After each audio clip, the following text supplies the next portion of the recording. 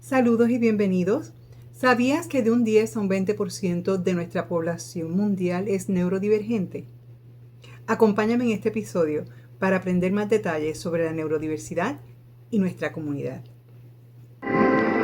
Hola, mi nombre es Esther y hoy vamos a hablar de un tema que toca a nuestras familias, a nuestras iglesias y nuestras comunidades: la neurodiversidad.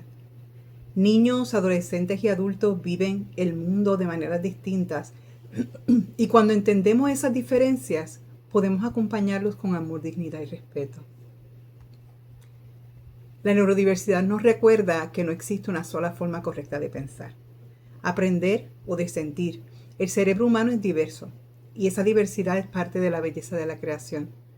Hoy vamos a explorar cómo se manifiesta la neurodiversidad en diferentes etapas de la vida, cómo identificarla, qué dicen las estadísticas actuales y qué podemos hacer como familias, iglesias y comunidades para apoyar mejor. ¿Qué es la neurodiversidad? Bueno, la neurodiversidad es la idea de que las diferencias neurológicas, como el autismo, el TDAH o el síndrome de déficit de atención, la dispraxia, las altas capacidades y más, incluyendo la dislexia, son variaciones naturales del cerebro humano. No son fallas, no son enfermedades, no son un castigo, son formas distintas de procesar el mundo. Y es importante que recordemos ese detalle porque lamentablemente vivimos en un tiempo en el cual muchas veces juzgamos sin saber. Y es importante que podamos entender de que la neurodiversidad no es una enfermedad que tiene que sanarse. Y no es un castigo, ni es tampoco nada espiritual. Es una forma diferente de ver la vida. La neurodiversidad en los niños. En la infancia, la neurodiversidad puede verse así: dificultades en el lenguaje o en la comunicación social, preferencia por rutinas muy claras, intereses intensos y profundos, sensibilidades sensoriales, ruidos, luces, texturas, dificultad para jugar con otros niños o para entender reglas sociales. Cuando indicamos que son dificultades en el lenguaje, muchos de nuestros niños neurodivergentes no son verbales. Muchos de ellos se comunican por señas o por pequeños sonidos, señalando, pero no tienen la comunicación verbal. Tienden a tener dificultad en esa área. Es por esa razón que es importante que los niños sean evaluados para que puedan recibir una terapia de habla, para que esto le pueda permitir al niño comunicarse mejor. Muchos padres, en la ausencia de la comunicación verbal, han optado por la comunicación de lenguaje de señas, lo cual está perfecto, porque en lo que nuestros niños desarrollan la capacidad de poder comunicarse verbalmente, se pueden comunicar por señas y la frustración es menor, porque podemos entenderlos. Preferencia por rutinas muy claras. La palabra lo dice perfectamente, claras. Nuestros niños neurodivergentes les gusta saber qué es lo que está pasando y qué viene después, porque se adaptan a esa rutina. Cuando usted, por ejemplo, está con un niño neurodivergente y el niño sabe qué transición va a tener, por ejemplo, esto estamos haciendo ahora y esto es lo que va a pasar después, y usted mantiene esa rutina, es mucho más fácil que nuestro niño neurodivergente se mantenga en control. Intereses intensos y profundos. Normalmente podemos ver que se interesan en tipos de carros o vehículos, deportes específicos, dibujo. Es un interés intenso sobre algo específico. Sensibilidades sensoriales, por ejemplo, los ruidos. Nuestros niños neurodivergentes escuchan 3 veces más alto que lo que escuchamos nosotros, los neurotípicos.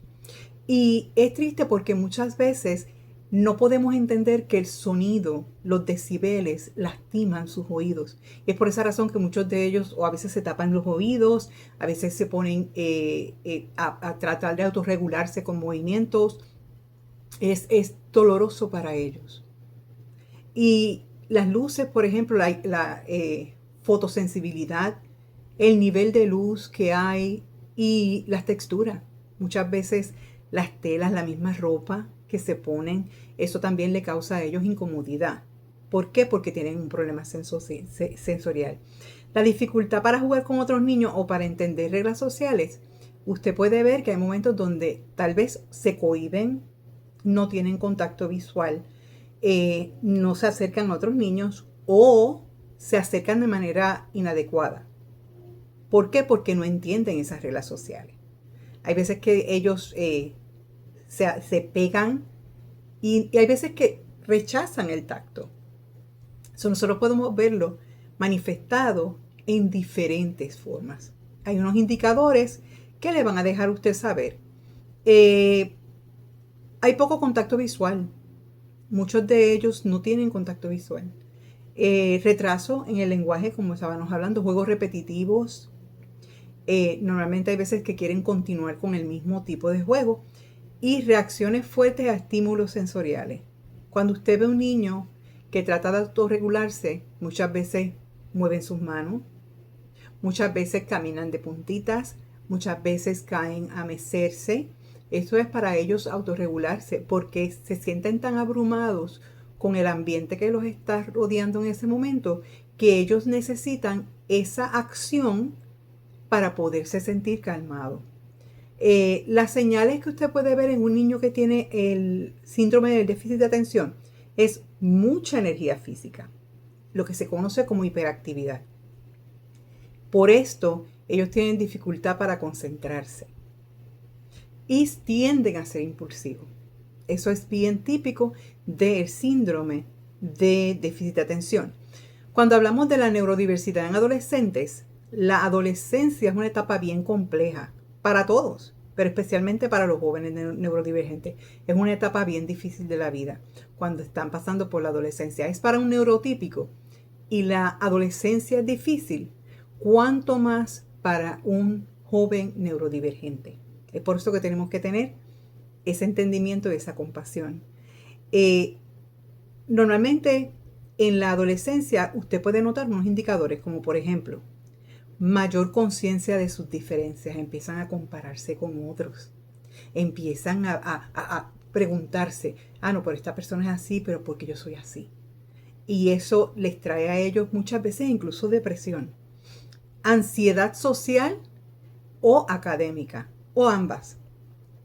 Prácticamente cuando ellos se ven en una situación social en la cual ellos tienen que estar, muchas veces les da ansiedad, porque muchas veces no saben cómo reaccionar, porque muchas veces no saben cómo actuar.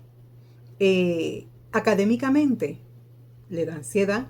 ¿Por qué? Porque muchos de ellos sienten que no pueden ir a la par junto con otros neurotípicos y por ende se sienten ansiosos. Un adolescente ya tiene conciencia. En la mayor parte de los casos, cuando es un neurodivergente, y no uso la palabra funcional, pero de que sus capacidades tal vez están más desarrolladas, tienen esa capacidad de poder entender lo que sucede. Y es por esto que se preguntan y se comparan con otros. Tienen dificultad para organizar tareas y para manejar su tiempo. Muchas veces pasa, incluso con neurotípicos. Hay veces que uno está haciendo una tarea y de repente no terminas esa tarea, porque de momento te diste cuenta de otra cosa y fuiste a hacer esa otra cosa y luego fuiste y seguiste y buscaste otra cosa. Entonces, eso más aún pasa con el neurodivergente que tiene síndrome de déficit de atención. Tiende a no terminar las tareas o manejar el tiempo que tiene para poderlas terminar. Se aíslan, tienen agotamiento social. Esto es lo que se conoce como la batería social. Normalmente cuando un joven que tiene síndrome de déficit de atención, cuando está frente a la sociedad, a veces ellos tienen que empujarse más allá para poder estar en esas situaciones. Por eso que muchos de ellos se tienden a aislar, porque no quieren tener que pasar por eso. Ellos tienen también intereses profundos que pueden convertirse eventualmente en talentos reales. Así que dentro de todo hay algo positivo que trae cuando ellos crean este único interés profundo. Muchos adolescentes reciben el diagnóstico tarde porque sus señales fueron confundidas, y es bien triste, pero fueron confundidas con timidez, con rebeldía o falta de esfuerzo. Y es triste porque muchos de nuestros niños son juzgados, lamentablemente, y muchos de nuestros adolescentes basados en eso, porque no han tenido lo que se conoce como un diagnóstico completo a tiempo. En los adultos, ¿cómo nosotros podemos reconocer la neurodiversidad en nuestra comunidad adulta? Muchos adultos crecieron sin diagnóstico, sin apoyo y sin lenguaje para describir lo que vivían. En adultos, la neurodiversidad puede verse así: la dificultad para leer señales sociales, agotamiento después de interacciones sociales. Esto se conoce como masking. Yo le digo performing. O sea, el tú prácticamente dar una actuación, actuar. Retos laborales en ambientes rígidos. Necesidad de rutinas claras. Hiperfoco en temas de interés. Cuando están ahí, no cambian de tema y siguen con el tema. Eso es un hiperfoco. Sensibilidades sensoriales persistentes. Exactamente lo mismo. Nuestros sentidos sensoriales: vista, tacto, oído, gusto. Eso es lo que se conoce como sensorial, lo que nosotros sentimos. Y muchos de nuestros adultos neurodivergentes tienen este tipo de sensibilidad sensorial que persiste. Y lamentablemente, cuando hablamos de un adulto neurodiverso que no fue diagnosticado a tiempo, yo tengo 52 años. En mi tiempo, cuando yo me criaba, en mi niñez, muchos de estos términos que hoy en día hay, no los había. Se conocía con otras palabras, se le identificaba con otras palabras y se le aislaba a los niños neurodivergentes. Los tenían, o eres un niño de salón contenido, con una palabra que los específica, que no era, y hoy en día no es muy agradable, y tenías a los que se portaban mal, que no respetaban, que no tenían ningún tipo de respeto a la autoridad, y se les tomaba como niños que eran maleducados, y no es así. Era que lamentablemente en aquel tiempo, en aquel entonces, no estaba el conocimiento que existe hoy en día. Y hoy en día es por eso que muchos de los adultos están recibiendo sus diagnósticos tarde en la vida. Y tienen que entonces comenzar a buscar las ayudas para poder entonces trabajar con esas, ¿verdad?, deficiencias debido a que no recibieron a tiempo la ayuda que necesitaban. ¿Cuáles son las estadísticas actuales? Autismo. 1 de cada 36 niños en Estados Unidos es autista, solamente en Estados Unidos. La prevalencia en adultos se estima que es de entre un 1 a un 2%. Las niñas siguen siendo diagnosticadas menos, pero las cifras están aumentando. El síndrome del déficit de atención o el trastorno de déficit de atención con hiperactividad afecta aproximadamente 1 de cada 10 niños. Es alarmante. Es alarmante el número. Es de 1 a cada 10 niños. En adultos, de un 4 a un 5% mantienen síntomas significativos. La dislexia, que la dislexia es yo no soy una experta, ¿verdad?, en el tema, pero es este trastorno o esta condición en la cual la persona invierte los números o invierte las palabras, invierte las letras, se confunde. Entre un 5 y un 15% de nuestra población tiene dislexia, y esto dependiendo del país. En conjunto se estima que entre un 10 a un 20% de la población mundial es neurodivergente en alguna forma. Y esos números son sorprendentes. ¿Cómo podemos identificar las diferentes formas del espectro? ¿Qué es un espectro? Se conoce como espectro porque son tantos los indicadores y no todos los niños o adultos o jóvenes neurodivergentes tienen los mismos indicadores. Son diferentes, pero están dentro del espectro, de esa sombrilla que es el espectro de la neurodivergencia. En el autismo, comunicación social atípica, lo cual es muy fuera de lo que es típico, conductas repetitivas, intereses intensos, sensibilidades sensoriales, como indicamos el síndrome del déficit de atención, es inatención, impulsividad, hiperactividad y dificultad para regular las emociones. En la dislexia es dificultad persistente en la lectura, escritura y o matemáticas. En las altas capacidades, porque también los niños, adultos, adolescentes que son talentosos o considerados, ¿verdad? Con un desarrollo en su capacidad mental mucho más avanzado, disculpen, tienen pensamiento avanzado, hiperfoco y sensibilidad emocional. Ahora bien, ¿qué técnicas y qué recursos son efectivos para apoyar a esta población neurodiversa? En el hogar, ¿qué podemos hacer en el hogar? Bueno, pues podemos tener rutinas claras. Que nuestros niños sepan que después de que terminamos esta tarea vamos con esta otra.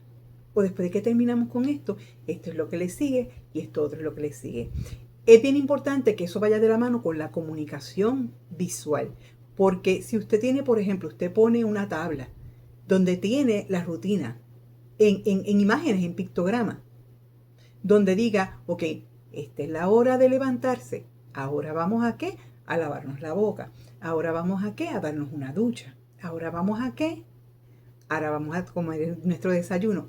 Ellos, el saber qué es lo que les sigue, les ayuda a mantener un control. Les ayuda a mantenerse tranquilos porque no le da esa ansiedad de no saber qué es lo que va a pasar.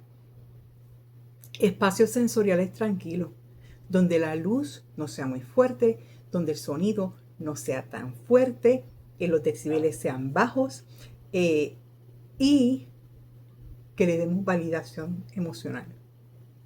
Y la validación emocional significa que si su niño está teniendo un momento en el cual está descompensado, y eso se entiende como rabieta, pataleta, comienzan a gritar, esos están descompensados emocionalmente, es nosotros ser empáticos y sentarnos y decirle, yo te entiendo, yo estoy aquí. Muchos de ellos no les gusta que los abracen, algunos de ellos sí. Pero el solo hecho de que tú puedas darle la validez de que en ese momento yo sé que no te sientes bien, yo sé que te sientes mal. Y darle ese apoyo que necesita para poder relajarse. En la escuela, hoy en día muchísimas de las escuelas en Estados Unidos están teniendo más interés y invierten más fondos para educar al personal docente y al personal que trabaja junto con los niños. Hay mucha más atención en preparar al personal docente para servir a esta comunidad, porque no dan abasto.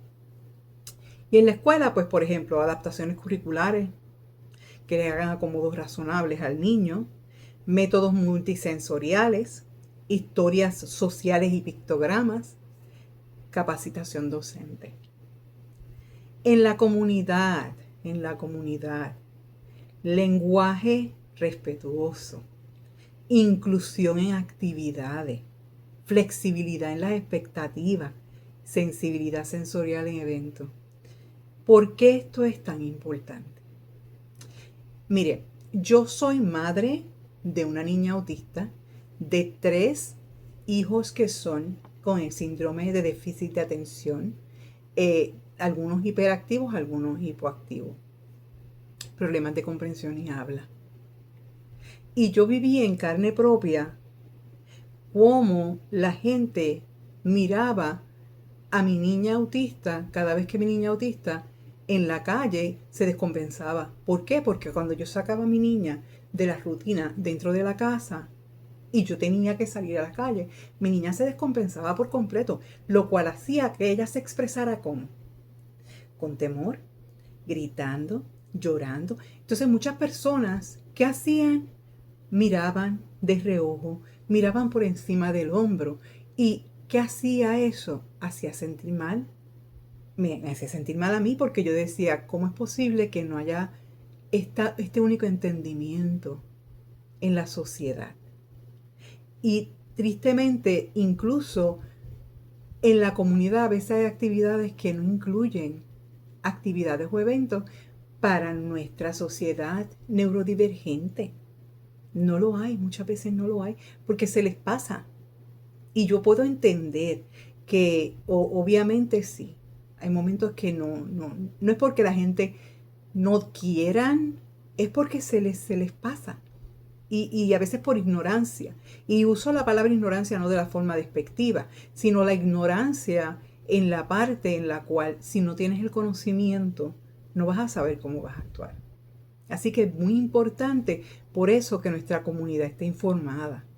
Y es por eso que existe Vida en 123. Porque este canal no solamente es para hablar de todos los diferentes temas que conlleva nuestra vida. Desde el punto de vista que, desde el punto de vista de una madre, abuela, hermana, esposa, amiga, miembro de iglesia de 52 años, que he pasado por las diferentes etapas de esta vida y que quiero compartir con ustedes muchas de las experiencias que he tenido y cómo Dios, primeramente, me ha ayudado a mí a desarrollarme, a levantarme, a tener una formación.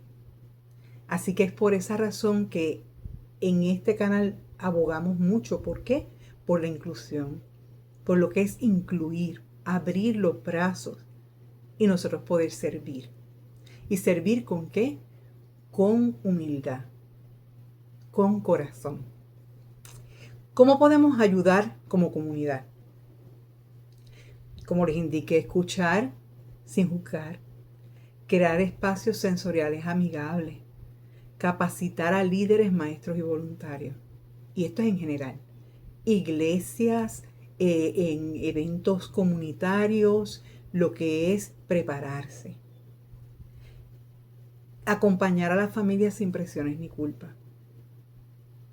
Es no decirle a esa familia, no sabrá Dios qué hizo esa persona y por eso tiene ese castigo. Tener un niño neurodivergente no es ningún castigo, es una bendición. No es una enfermedad, es una forma diferente de ver la vida. Y no me canso de repetir, no es una enfermedad, es una forma diferente de ver, una forma diferente de sentir. No sabe lo desagradable que es para un padre de un niño neurodivergente que alguien le diga prácticamente, ay, pero es que, ¿qué tú hiciste durante el embarazo? Ay, a lo mejor hiciste algo. Mire, no, eso no está bien, eso no está correcto. No es correcto. Nuestro trabajo no es juzgar a nadie, porque nadie sabe. Aquí lo más importante es que todos somos diferentes, todos. Delante de los ojos de Dios todos somos diferentes. Y nuestro trabajo es ¿qué? Aceptación, empatía. La palabra empatía es tan grande en nosotros poner nuestros pies en los zapatos de otro. Eso es importante. Celebrar los talentos, no solo corregir los desafíos. Y eso significa no solamente señalar lo que está negativo, es celebrar esos logros. Mire, yo como madre y abuela de niños autistas y habiendo estado también siendo madre y abuela, tía de niños adolescentes neurodivergentes, yo le puedo decir lo maravilloso que es cuando usted ve que su niño, que su familiar neurodivergente tiene un logro, alcanza una meta. Es una razón de alegría inmensa, inmensa. El tener un niño neurodivergente te enseña tanto. y celebras cada cosa, cada pequeño detalle, cada pequeña meta, la celebras grandemente. Y eso es muy importante. Para cerrar mi episodio, yo quiero dejarle con un mensaje. La neurodiversidad es parte de la historia humana. Es parte de la historia humana, desde los comienzos. Cuando acompañamos con amor, cuando ajustamos nuestros espacios, cuando dejamos de exigir que todos sean iguales, entonces creamos comunidades donde cada persona puede florecer. Ahora bien, en mis propias palabras, es importante que entendamos una cosa. El nosotros ser empáticos, el nosotros ser inclusivos, el nosotros aceptar a las personas tal y como son, entendiendo que no todos somos iguales.